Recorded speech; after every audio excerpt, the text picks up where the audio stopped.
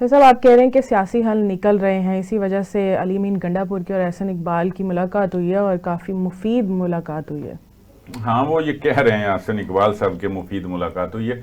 असल ये मुलाकात हुई है जो उड़ान पाकिस्तान का जो प्रोग्राम है उसमें ज़ाहिर सूबों के साथ तरक्याती मंसूबे जो है ना वो डिस्कस करने कि वो कुछ तजावीज़ भी वो लाएंगे, तो वो उस सिलसिले में मुलाकात थी। और ये इस हवाले से तरक्याती मंसूबों के हवाले से ये दूसरी वर्कशॉप थी केपी हुकूमत के साथ, सूबाई हुकूमतों के साथ भी होनी है।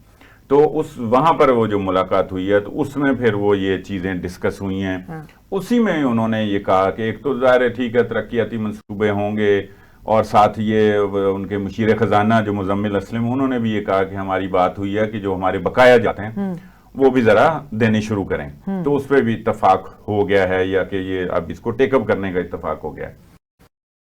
तो साथ ही इस मौके पर उन्होंने कहा कि ये हमारे सियासी पत्ते अलग हैं और डाक खाना हमारा एक है। तो वो बात तो दुरुस्त है कि आपको मिलके मईशत के हवाले से पाकिस्तान में जो दहशतगर्दी दर आई है इसको ख़त्म करने के हवाले से और पाकिस्तान की तरक्की के लिए तो इकट्ठे होना है ना। सब सियासतदान पाकिस्तान से ही हैं। तो ये वैसे कोई बड़ी अचंभे वाली बात नहीं है, लेकिन पीटीआई का एक तस्वर बन गया है कि वो ये काम करने ही नहीं देते, ये वो करते ही नहीं है।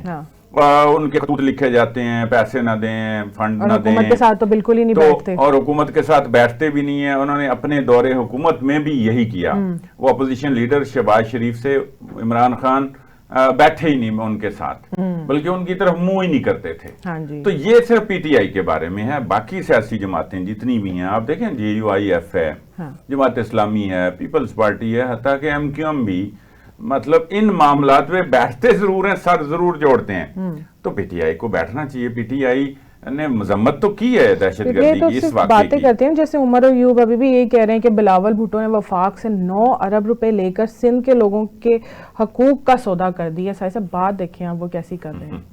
वो ये बात कर रहे हैं कि जो नहरों के हवाले से इतना शोर शराबा था और इतनी तकरीरें की हैं, जनाब मुश्तरका पार्लियामेंट से सदर साहब ने भी तकरीर करते हुए कहा कि इस पर तहफ़्फ़ुज़ात हैं और सबको लेके चलना चाहिए।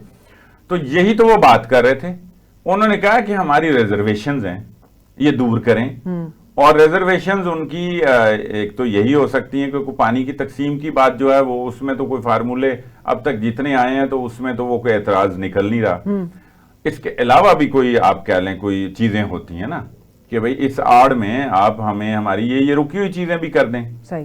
तो ये जो उमर अयूब कह रहे हैं 9 अरब का, वो ये कह रहे हैं कि चूंकि वफाक ने उनके जो फंड हैं वो जारी कर दिए हैं, सही, तो वो जनाब बेच दिया उन्होंने, जो है ना नहरी निज़ाम के हवाले से पानी बेच दिया, पंजाब को बेच दिया। या जनाब वो एक मामला थोड़ा सा ठंडा हो रहा है तो वो उसके जल्दी पे ना तेल डाल रहे हैं ताकि वो बढ़ के मजीद ज्यादा से ज्यादा जो पीटीआई का मैंने कहा तस्वर है, इसी तरह से हम पहले भी बात कर रहे हैं ना।